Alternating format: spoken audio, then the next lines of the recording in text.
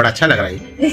जी आज है ना मैं अपने भाई बहनों के लिए जिस्मानी ताकत, आसाबी और आंखों की नजर की कमजोरी जो होती है और जहनी कमजोरी, अच्छा, ये चारों का निचोड़ एक ये सब चीजें लेकर आई हूँ। चारों का निचोड़ है ये। जरा एक एक चीज बता दे, क्या क्या चीज। देखें ये फूले चने, गुड़, तिल है।